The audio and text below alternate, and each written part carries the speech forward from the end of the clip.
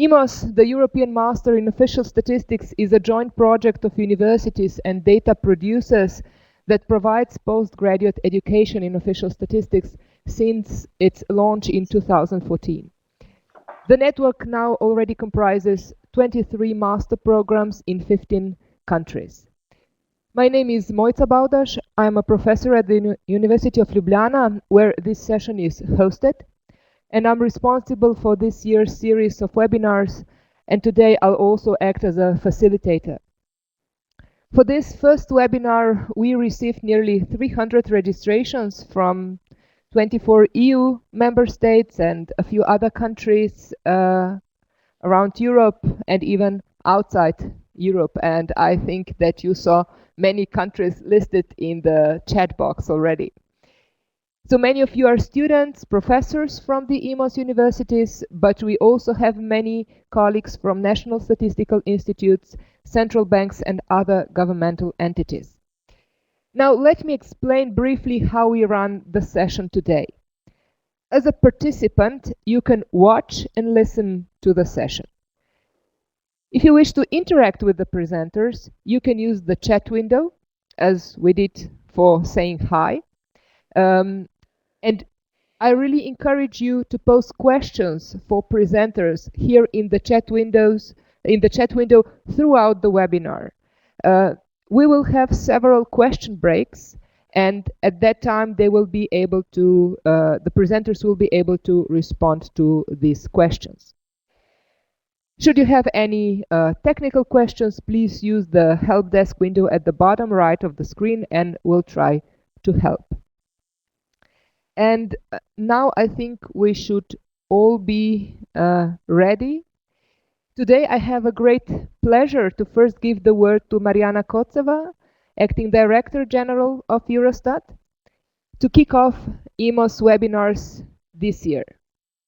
I think I lost the camera from Eurostat, so maybe you should.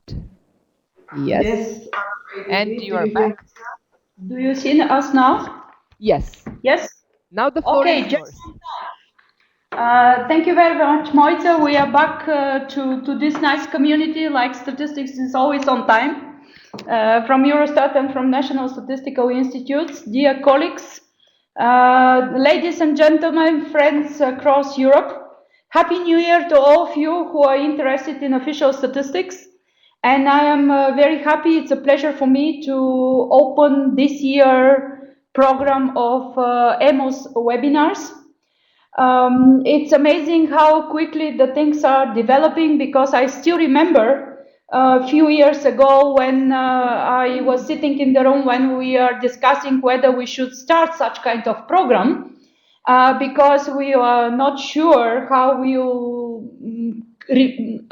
cover the demands, how we will deliver, and how we will organize the outreach. But as you see, we have modern tools, so it's easy today. Of course, this is an excellent example of a collaboration between official statisticians and the university, the research community. And I'm very happy because this is not just the beginning. Of course, we have a long-standing cooperation. But our intention was with the EMOS program, at least in Eurostat, and I'm sure together with the Director Generals of National Statistical Institutes, that we use this cooperation in order to keep statisticians up to the requirements of modern world, because the world is changing very fast and the demands are increasing, and we have to respond faster. So then it's very happy that our small baby now, our family already have 23 babies, master programs in 15 countries. And there are so many people and friends of official statistics who would like to exchange experience, new ideas, and to benefit from the knowledge of the others. I'm also very happy to announce that our babies are already big ones, and we could report some successful statistics and performance indicators. I have learned from Eurostat team that we have an EMOS graduate from Germany who got a job in Static, the Luxembourgish statistical office. And we have a student from Portugal who now works in the central bank in Iceland. So I don't know whether we will keep this tradition from Portugal to go to the north and from east to go to the west, but at least it shows that the joint effort to have such kind of program pays back, because different countries could benefit. So I was asking my colleagues to look at the program, and I have to say you that I envy a little bit. I don't know whether you know, but I have an academic background, and actually I'm a professor in econometrics. But unfortunately, I had to divorce with academic work and to join European Union Commission. And I'm really missing these times when I was talking to students and when we had nice research activities.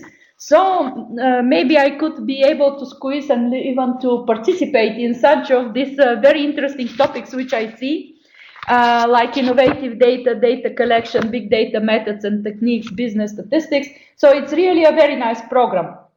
Very nice program, which is an interesting mix of statistical issues.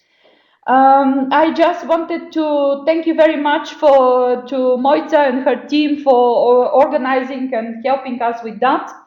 I encourage all of you again. I feel really like at home. I feel younger when I was with my students, and I was encouraging them to ask many, many questions. So please do not hesitate to use interactivity of the modern tools.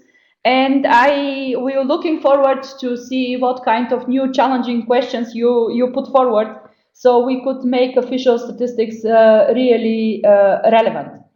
So I could just wish you a fun with the webinars. I know that you have scheduled programs until June, and looking forward. So I hope that I could squeeze to be a normal participant. If my team works on more actively, maybe I could be able to do it. So now, without any overdue, the first topic, of course, is to demystify what is the European statistical system and what is the complicated governance. It's not complicated. This is just European Union, that we are very strong in our diversity. And I'm very happy to pass the floor to Aaron and Esse and Dietmar, my colleagues, who will continue to explain you what is the European statistical system. Thank you very much for your attention. All the best and enjoy. This is the right word, because I'm sure that this is summary of what you are going to experience. Thank you very much. Thank you very much, Mariana, for these nice, inspiring words. And yes, we are going now to the substance of today's session, to the European statistical system and its functioning. And I'm happy to welcome actually 3 colleagues from Eurostat to answer these questions. And I think it will be Dietmar who will take the floor first. We still physically have to change places. So it's my pleasure. Please. Thank you very much.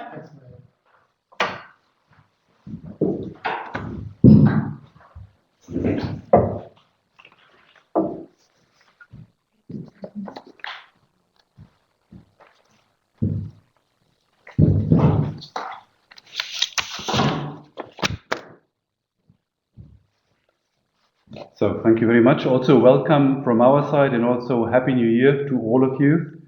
And welcome to an interesting session about the European Statistical System, the ESS. First of all, of course, I would like to introduce ourselves, as we are delivering this presentation, the 3 of us. So I would start, I hope we manage this somehow. On my left side, there is Ms. Åsa Jacob from the Nordic countries of the European Union. Åsa is of Swedish nationality. And on my right, I turn to my right, there's Mr. Aaron Cachia. Aaron is representing the smallest country of Europe. He is from the beautiful island of Malta. So myself, my name is Dietmar Maass. I'm a European citizen with German roots. Let me just point out, none of us is a statistician. We have different backgrounds, so what we are doing now, we are just talking about statistical governance, but not about statistics.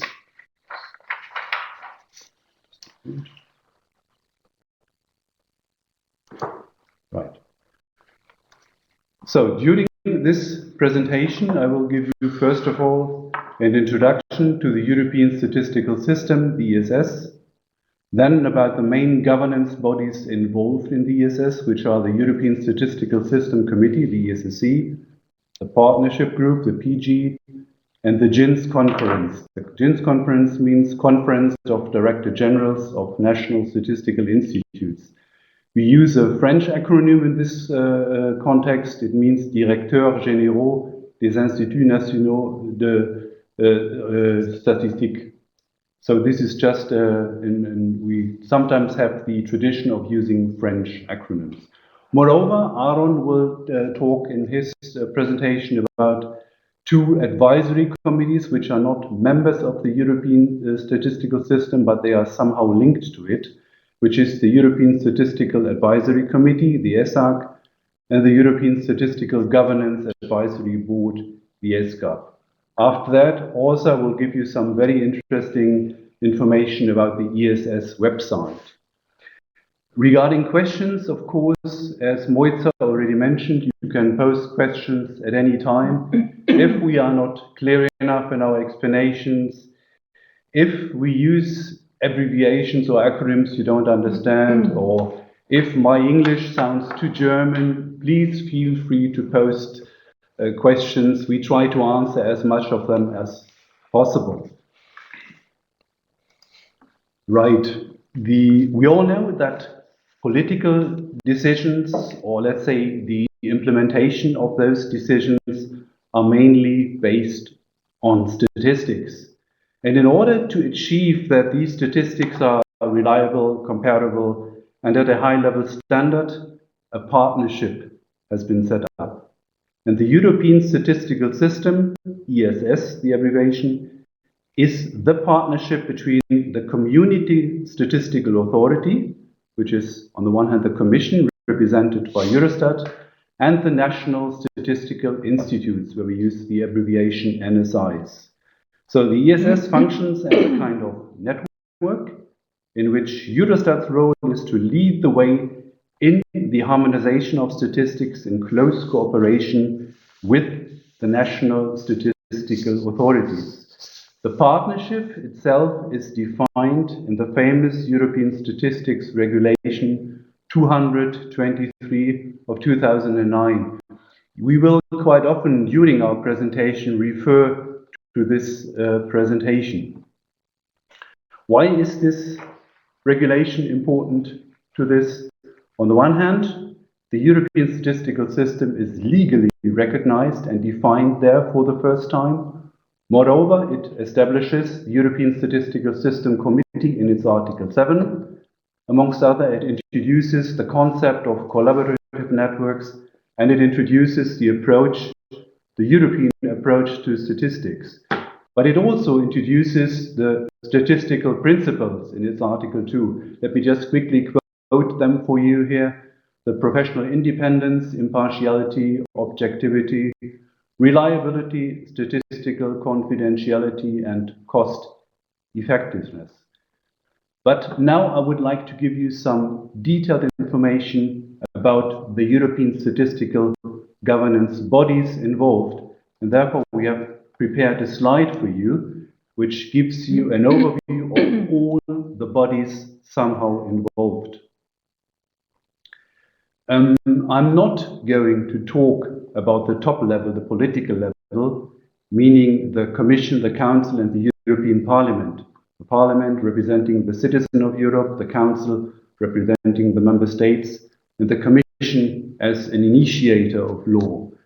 Aaron later on, when he will be talking about comitology, he will go into detail what are the different roles of the three European institutions. We will focus on the, say, bigger grey box, because this grey box includes all bodies involved in the European statistical system. And within this grey box, we will focus on the strategic level, on the three top bodies, if you want, the ESSC, the PG, and the Djinns.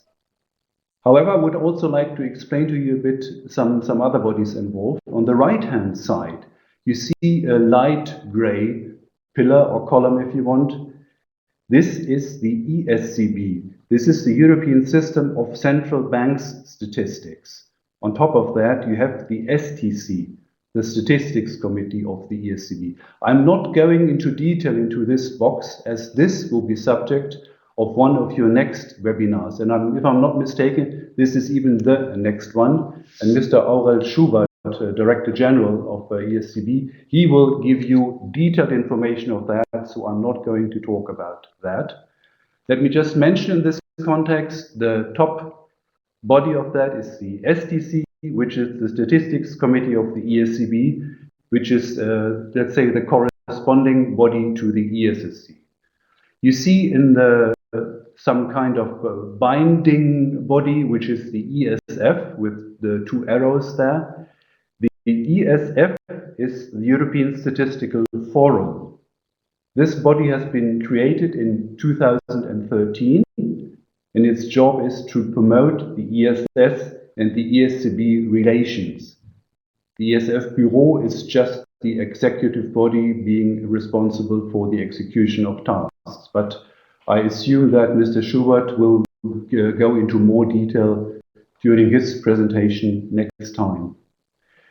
I would also like to introduce two other bodies, which you see in a kind of bubble in the middle at management level next to the directors group, which is the VIG, the VIG, and the VIN, the VIN. We don't use the French word VIN, it is, so the English term VIN, VIN.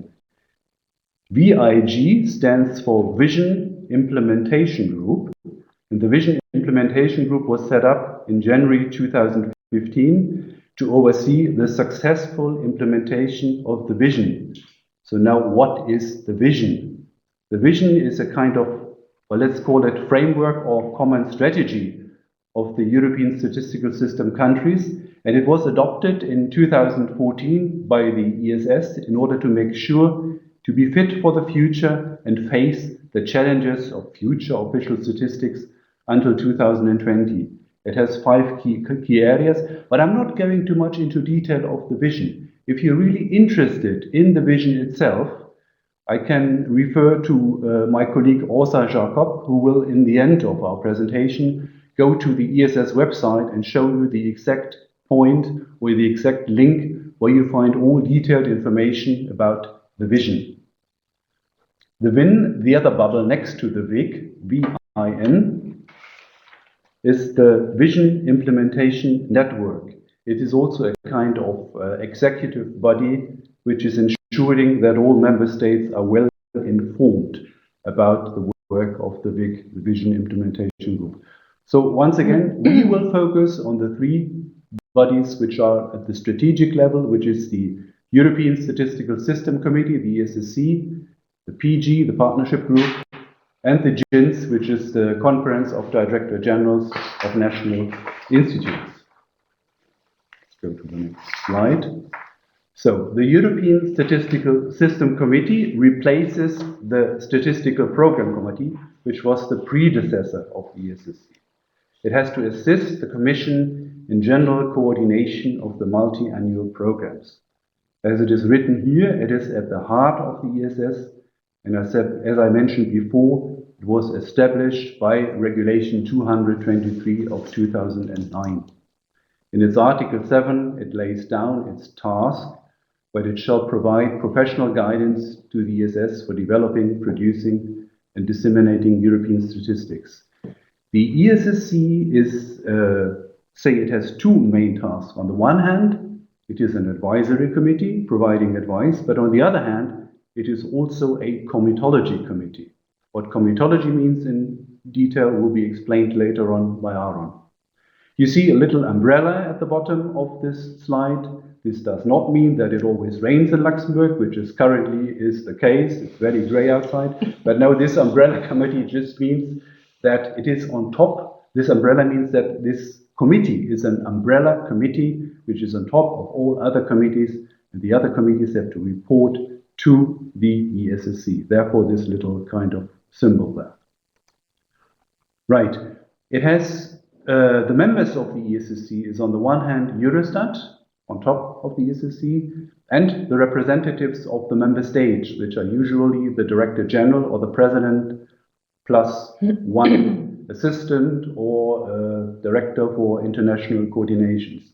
In any case, also the observers of the EFTA countries, so meaning of Liechtenstein, Norway, Switzerland, and which one did I forget as usual? I said Norway, Iceland, Liechtenstein, and Switzerland. Okay. They are also invited to these meetings like the ECB, the OECD, the IMF, and the UNSC. It meets 3 times a year and is chaired by the Director General of Eurostat.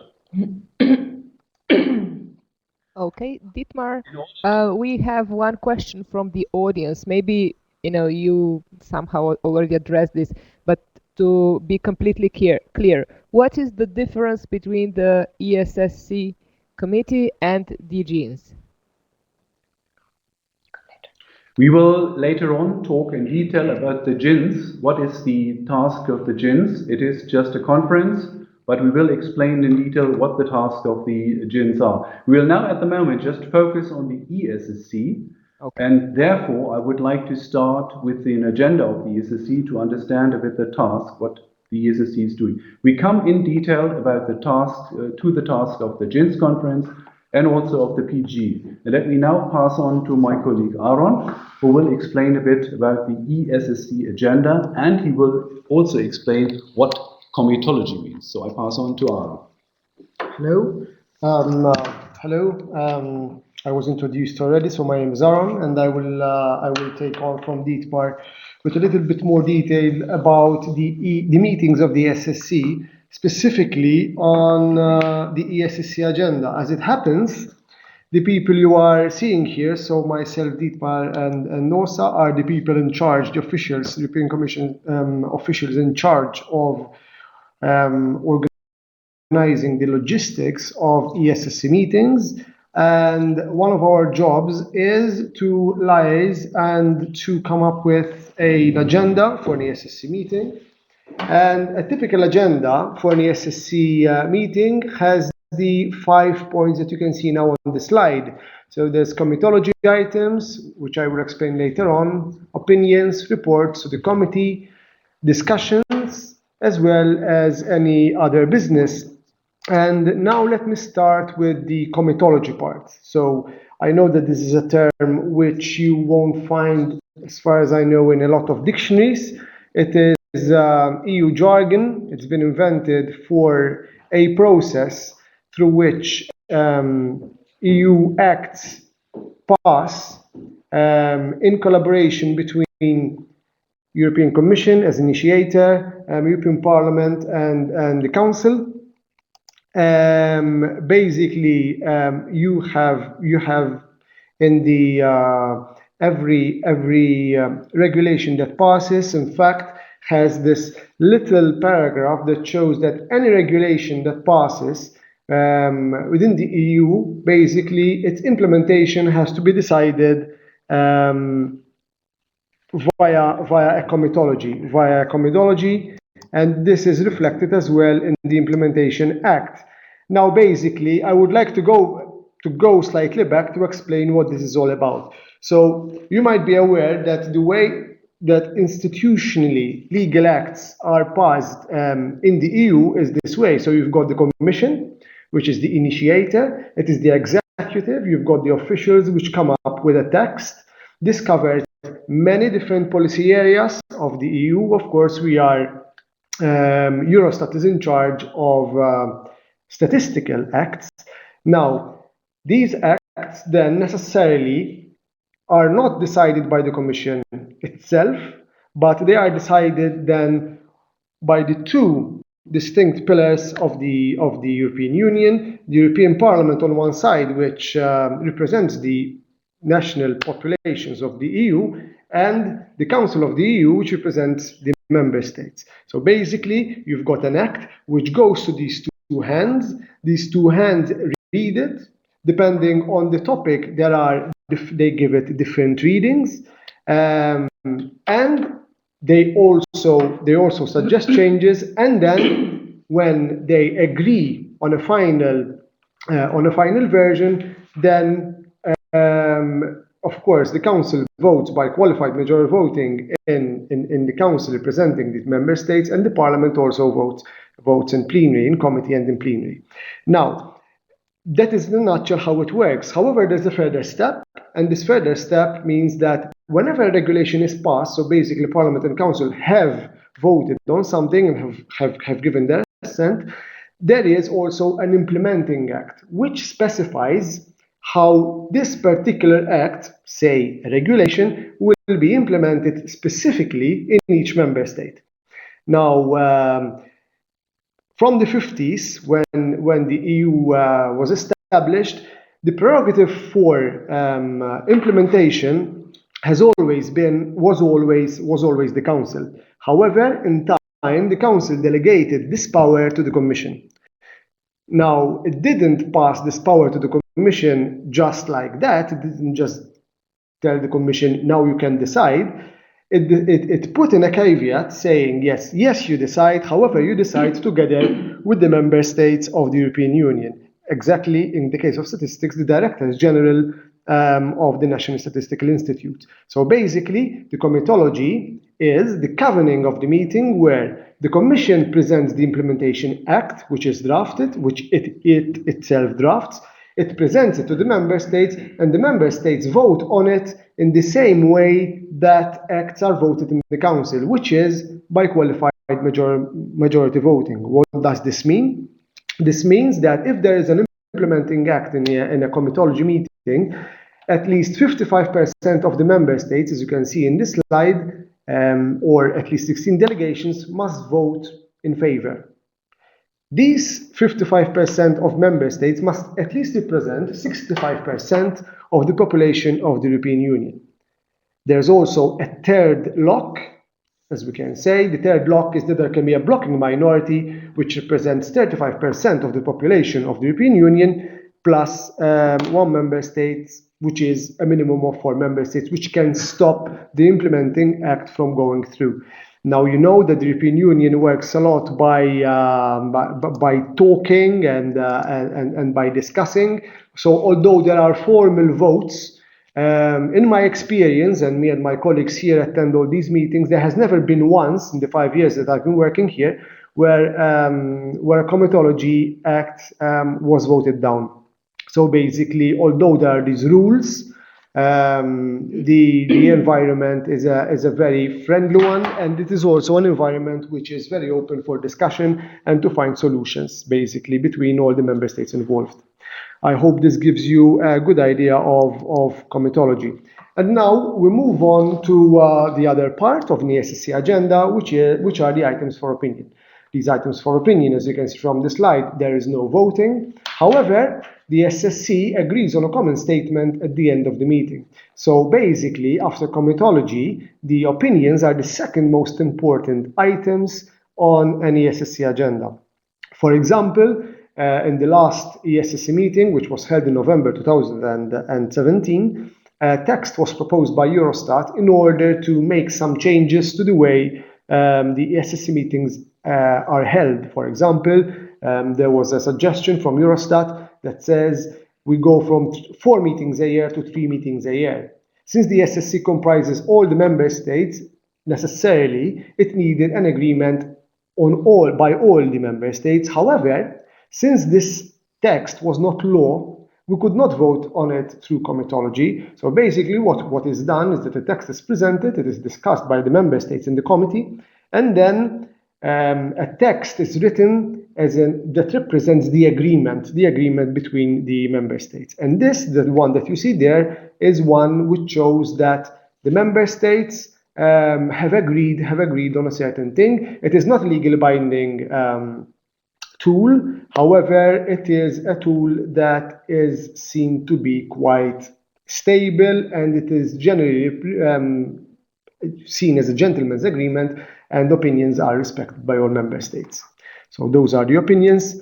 And now we move on to three rather less important parts of an ESSC meeting, which are reports to the committee, where the ESSC is informed about random meetings, even of directors' meetings, or for example, information about the organization of a European Statistics Day. There are items for discussion as well. Items for discussion happens when, as it shows, where member states discuss a certain topic. It's been used as well, for example, for the discussion of comitology acts, in the case that there is no apparent support for a legal act. Instead of putting it under comitology for vote, we put it under discussion so that it is discussed further. One can say that it is a sort of incubator.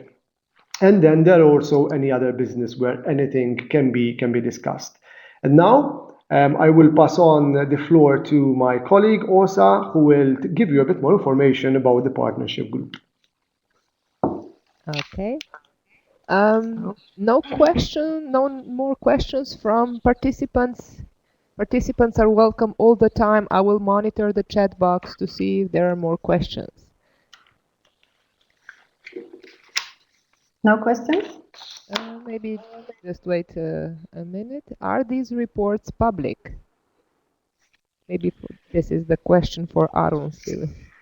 So basically, these reports, all documents relating to ESSC meetings, are made available to the National Statistical Institutes. So although the Commission itself and Eurostat does not make them primarily available to the public, these are known to the NSIs. So depending then on the rules of disclosure in the offices of the NSIs, then they might be made available through those offices. However, as a rule, we put them on an internal sort of intranet, which for the information of the member states. Okay, thank you. Cheers. Let's move on, yes. No more questions? No, let's proceed. If there are more questions, participants, please feel free to enter them in the chat box. So thank you. So my name is Esse, and I will tell you shortly about one of the bodies that Dietmar just mentioned, the partnership group. The partnership group is changing slide as well. The partnership group is a small group composed of only 10 members. These are Director Generals in the National Statistical Institutes. And this group is there basically to make the work of the ESSC easier and more efficient. So when the group was created in 1999, the idea was to have this restricted group who could prepare the ground before the ESSC meeting and make sure that the items that were suggested on the agenda were ready to be tackled by the ESSC committee. So how do they do this? Well, the partnership group has got its own meeting, so they meet 3 times per year, just as the ESSC, in between the ESSC meetings. And this way, they're doing a preparatory work for the ESSC, so the outcome of the partnership group will then feed into the ESSC meeting, and all documents and minutes are shared by all members, making sure that the ESSC meetings can run smoothly. Can you please change? I'm sorry. It's okay. No, we can stay there. That's fine. Sorry. Okay. So the job of the partnership group is basically about facilitating the work of the ESSC. It's there to identify and propose strategic items that can be discussed by the ESSC. It's there also to a little bit take the temperature and see if there are any contentious or difficult issues that need to be discussed before the ESSC, and maybe find solutions before the plenary meeting takes place. It's also there to improve cooperation between the NSIs and also between the NSIs and Eurostat. The partnership group works in an inclusive way, also taking into account views of non-members, listening to all members in the ESSC. It can channel ideas from one member state or several member states if there is an opinion about a certain issue. And it can also develop common tools and policies for the whole ESSC. The job of the partnership group is also about strengthening the strategic capacity of the ESSC. And here the group is looking out for emerging issues and keeping an eye on important strategic issues that might be of interest for the ESSC. And more concretely, the partnership group will also look at the annual working program and the multi-annual working program and the ESS priorities. And also, more concretely, the partnership group is now also playing an even more active role when it comes to selecting items for the Djinns conference that we will learn more about later on. So this is what the partnership group looks like, composed by 10 member states and 2 persons assuring the secretariat of the group. So among the members, you will have 1 chair elected for 2 years. This is currently Denmark since 1st of January, replacing Slovenia. We will have Eurostat's Director General and also the Deputy Director General of Eurostat. Director General is also the Vice Chair of the group. Then you will always have a permanent trio of the presidency countries, so the current EU presidency country, the previous one, and the forthcoming one. So here we have currently Bulgaria, Estonia, and Austria. And on top of this, we have 4 elected heads of NSIs. These are also elected for a period of 2 years. Currently, Switzerland, Poland, Netherlands, and France are in this group. And on top of this, 2 persons, 1 from Eurostat and 1 from the chair country, who takes care of the secretariat of the group. And in between all meetings, the documents, minutes are put at disposal for all members of the ESSC, and all members in the ESSC can then comment and exchange views on the documents well in advance before the ESSC meeting. So now I pass on the floor to one of you. Dietmar. It's me again, and now I'm telling you a bit about the eldest one of the statistical governance bodies. Because the first meeting of the Djinns conference already took place in 1953. And in 1953, we even had 2 different bodies which were, let's say, predecessing the Djinns. You know, we had the European Steel and Coal and Steel Community, and there was one conference on steel and one on coal, which merged a few days after. But that's how it started all off. And the Djinns conference became a real, let's say, half-yearly conference in 1962. Then it was organized in a way that it was done on a regular basis. Nowadays, it's an annual conference and it's organized jointly by a hosting member state and Eurostat. So it's always hosted by one of the NSIs. It is attended by the heads of the NSIs, including the candidate countries. That means the candidate countries, say the Western Balkan countries, they are also invited to this meeting and to actively participate at that.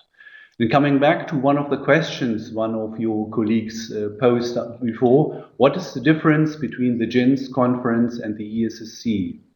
Whereby the ESSC is a committee taking decisions. As I said before, it's on the one hand an advisory committee, but also a comitology committee. So it's really taking decisions. Is the Djinns conference just a conference which is discussing topics or statistical topics of general interest? It will also come up with a memorandum after each conference, which is of enormous political importance, but it does not take decisions on itself. And we have listed here the last 5 years of Djinns conferences with the subjects discussed about. The subjects itself are decided by the ESSC relating or based on proposals made by the member states before. The member states make their proposals to the partnership group, and the partnership group, let's say, filters the most important ones or the ones with the most votes and passes on to the ESSC, which decides on a subject to be discussed during the Djinns conference. If you look here, these subjects are all of enormous political importance. in 2013, the Netherlands on big data, and last year, 2017, in Hungary, the discussion was about population movements and integration issues, migration statistics. This year, the conference will take place in Bucharest and in Romania. The subject has not finally been chosen, but will be chosen in short term. So once again, just to repeat the difference between the Djinns conference and the ESSC meeting, the ESSC is a committee taking decisions, whereby the Djinns conference is a real conference just there for discussing items of political interest.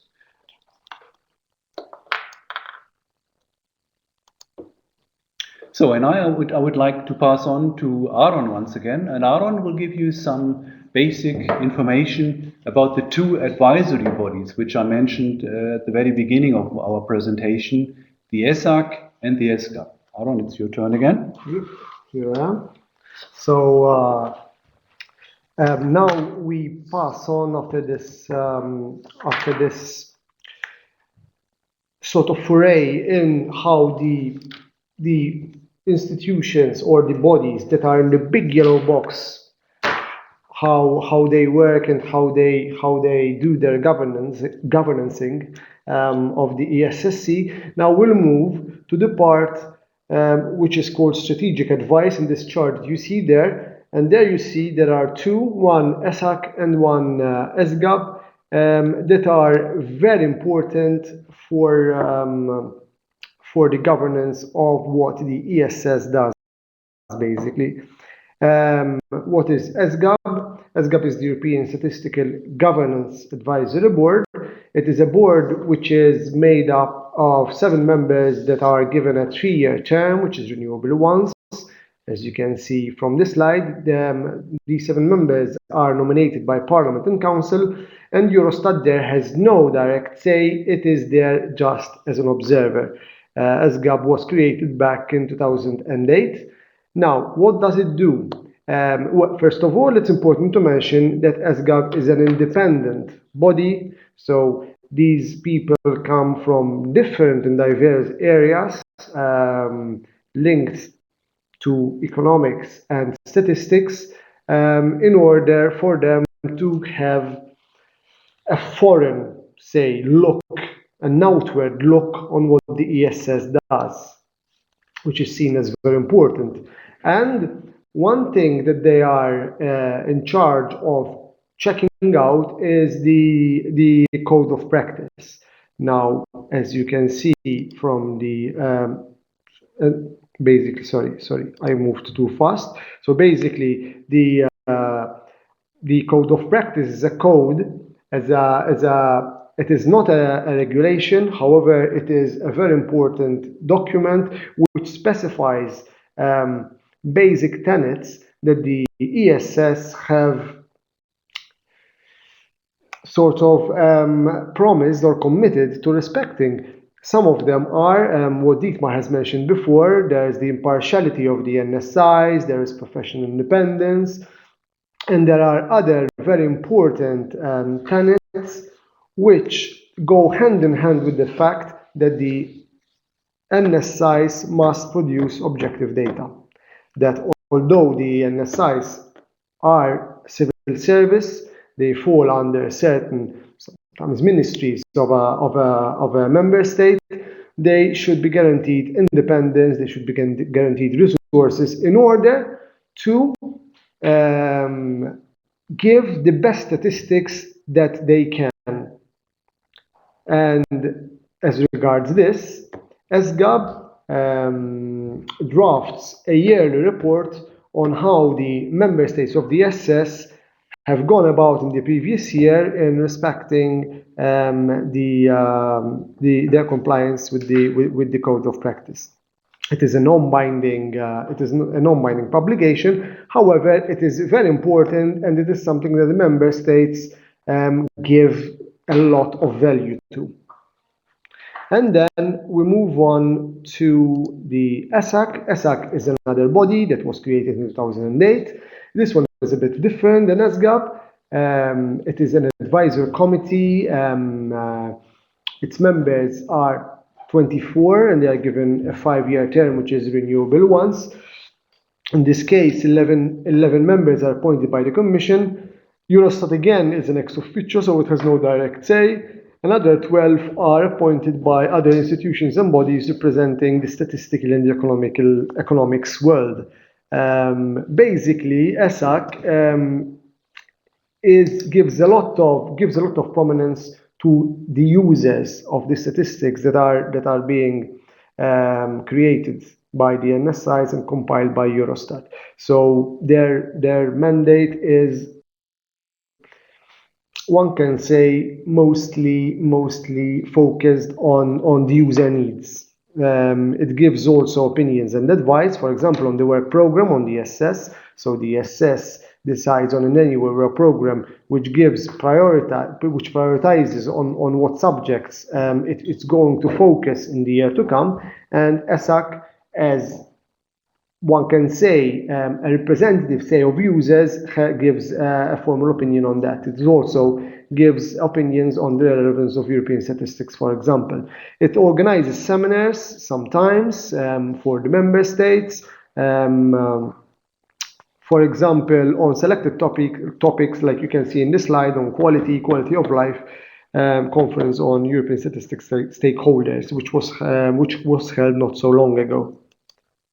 And now I pass on the floor again to my colleague Esse, who will be focusing on, as you can see on this slide, on the ESS website. Thank you very much. Aaron, just a second. Yes. Yeah, sorry. We have one question. Could you please tell a little bit how are members of ESGAP selected? Because we have one participant wondering if these are from the member states of the ESS or how they are actually nominated and selected. So basically, they are nominated by Parliament and Council. So Parliament and Council, as European institutions, mostly their committees that deal with statistics. When the mandate is up, they come up with a list of names that they internally decide on themselves. So I cannot say how European Parliament itself comes to a certain names. I know they would have a list. They would shortlist a list of names, which the Parliament on one side and the Council on the other come to a decision, and they decide about, basically, and then they propose them, and they are accepted as members.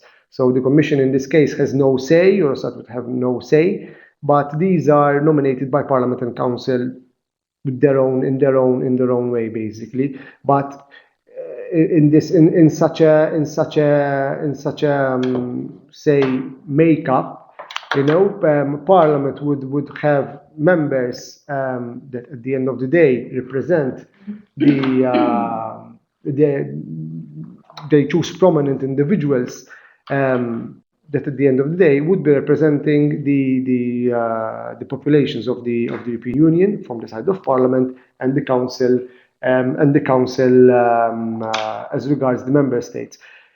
I can say as well that some of them in the past have been, for example, former heads of NSIs, former heads of National Statistical Institutes. Of course, these are people who have big experience in the context of the ESS and how it works. These are knowledgeable people, and sometimes some of these have found themselves shortlisted by either a list of Parliament or by one of Council. I hope this replies to your question. I think so. Yeah, so it's important that they are experts, maybe more than, what is from which member state they come from. So it's the first they are experiences.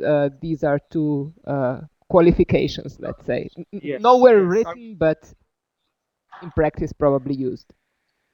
They are used, basically. I mean, there are ways that mandate of how ESGAP chooses its members, and these are two qualifications that hold and that are implemented in reality, I can say. Okay, thank you. Okay. Please, let's move on. I'll move on to Esse then. Yes, thank you.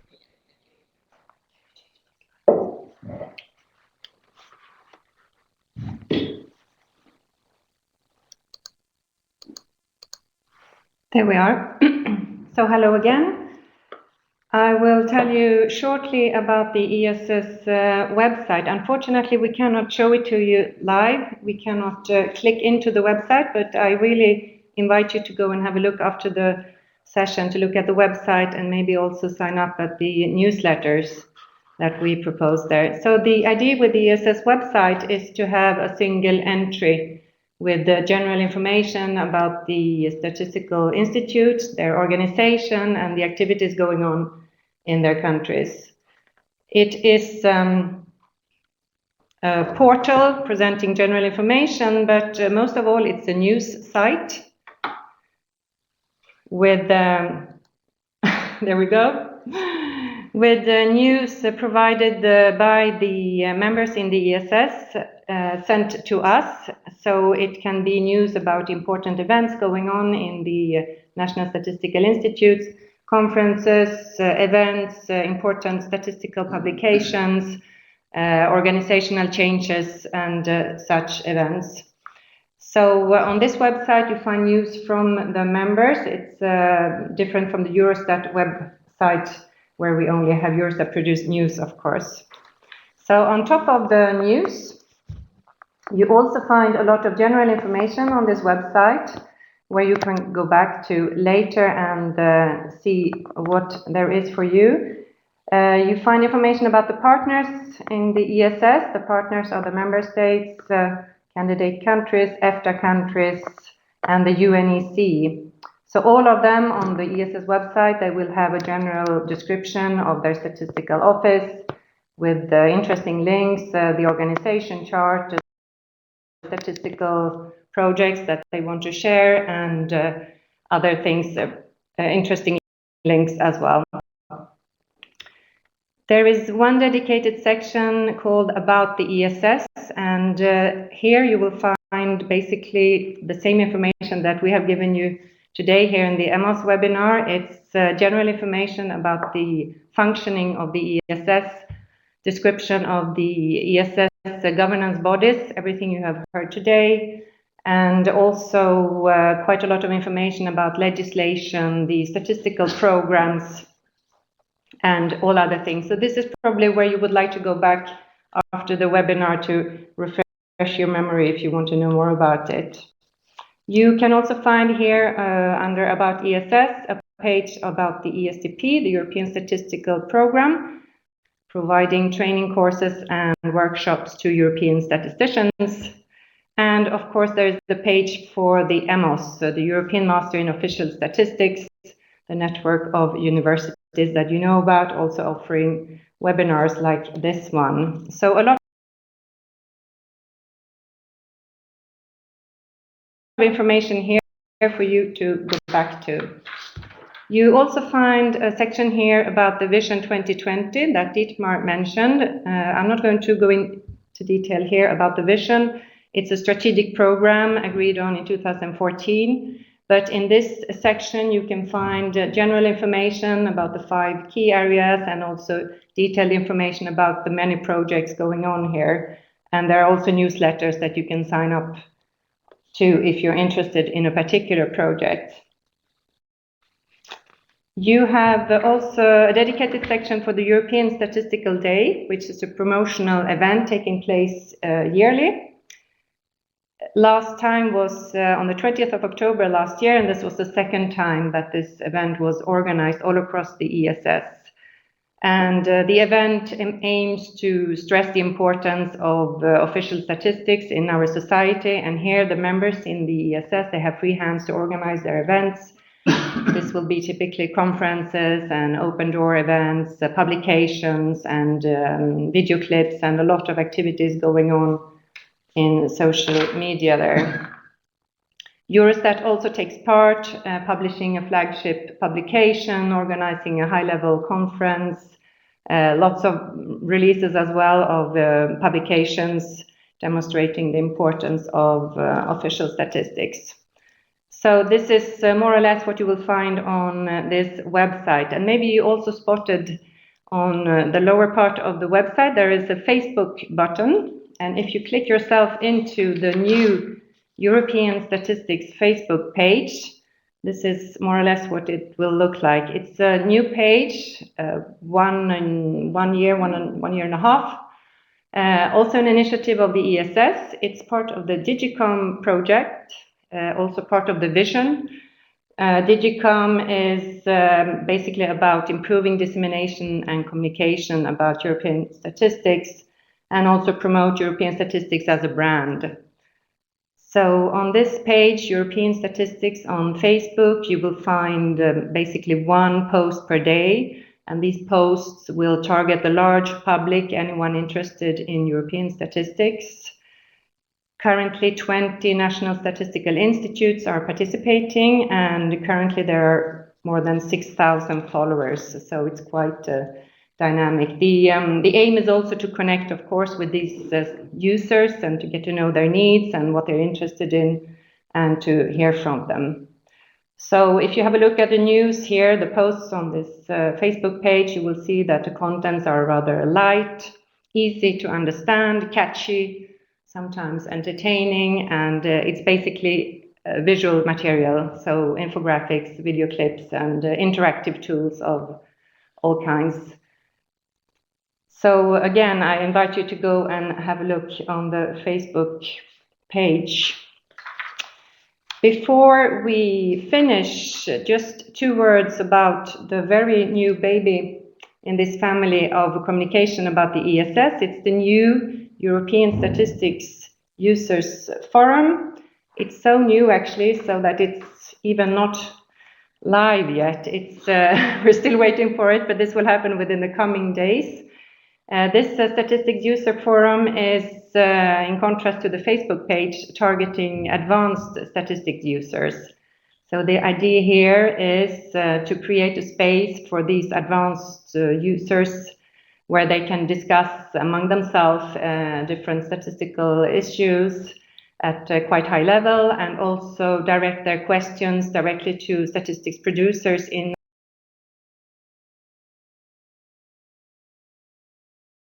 statistical institutes and Eurostat. So this is the idea with this forum. The first discussions will be launched within soon, and most probably this will be in domains such as experimental statistics, big data, and microdata. So within very soon there will be promotion done at Eurostat and also in the concerned national statistical institutes. But we will have to wait until there has been at least 3 discussions launched. So if you're interested, just stay tuned and have a look at this new user forum once it goes live. Thank you. So I think we're coming to the end. Yes. Okay. We've come to the end of the presentation. On the page, you can see 4 email addresses where you can address any later questions that might come to mind. But in the meantime, we're open for any questions that you might have. Yes, I really invite participants to pose questions. I'm opening the floor for final discussion, and we will provide the link to the slides at the very end of the webinar. But now let's first wait for questions. I think we have now a clearer view of how the ESS functions, so it was demystified. Yes, okay, slides will be there. Should we maybe move to the structure if there are any more questions on this, let's say? Or is now everything completely clear? If I may, at the very end of the presentation, there's a slide that I skipped, which is a slide with useful links, which might be very, very useful. Okay, we have a question now. Are the opinions of the ESGAP and ESAC binding for the ESS? No, they are not legally binding, but they are generally very much respected, basically. So what the ESGAB says and what ESSC says can have a lot of effect. Because these are independent people, they are not part of the system, and they have a number of tools like that can, to a certain extent, even name and shame certain countries which are not respecting some of the important tenets of the that have been agreed, basically. But they are not legally binding. They are not law. Okay. Any more questions?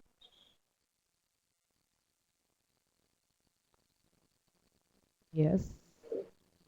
Well, I think we'll get a few more. Can wait. Yes. Well, you mentioned before that the topic for the Djinns conference for 2018 has not yet been established, but can you give us some hints? What are possible candidates? There was a question from the audience. At this stage, we really cannot, because we genuinely do not know. What I can say is that Eurostat keeps a pipeline of subjects that is sort of taken on from year to year, and the member states at some point they are asked to either choose one of them or to come up with new ones. Now the procedure is not come yet to the part where the member states add. So it might be part of a list that we have. It might be something new altogether. What I can say is that it's always a topic which is very sort of the time, a topic which is deemed very important. As you can see from the previous 4 examples that we gave, the subject were always very current ones, like globalization, business statistics, and other stuff like that. But we genuinely do not know where 2018 is going yet.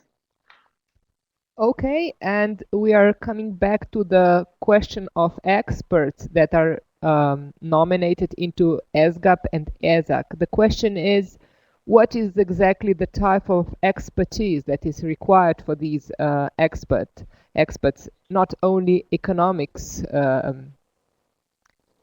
Well, there's economics, there's statistical, there's any subject, I guess even mathematical to a certain extent, that is related to statistics. We all know, a student of statistics, which I am not, that statistics covers a broad range of different subjects. As our Director General has explained before as well, she herself was part of the university context as a professor of econometrics, for example. And as I said as well, sometimes there are heads of analysis which end up being proposed. So whatever these people, by studies academically or as professionally they have covered, it would surely make them a very good proposal to become part of the committee. Okay, we have one more question. Can you explain the nature of implementing acts? Yes, I can give some more information about that. So basically, I can repeat actually the fact that we've got acts that are decided by Council and Parliament. We've got types like regulations, which affect all the member states. We've got directives, and we've got decisions as well. Now, these three legal tools say they are proposed always by the Commission as the executive, but they must be decided by Parliament and Council. Now, when these are decided, then an implementing act must follow each of these acts, which specifies in detail how these acts will be implemented in the different member states. We all know that different member states, we were telling you, I'm from Malta, also from Sweden, and Dietmar has German roots. We all face different contexts, different legal histories, different ways of how laws are introduced into the national rule book. So basically, implementing acts specify how the regulation, for example, that has been agreed will be specifically implemented to reach its aim in the different member states. And it is the job of the ESSC to vote in these implementing acts. I hope I'm a bit clearer with this explanation. Okay, thank you. Any more questions coming from the audience?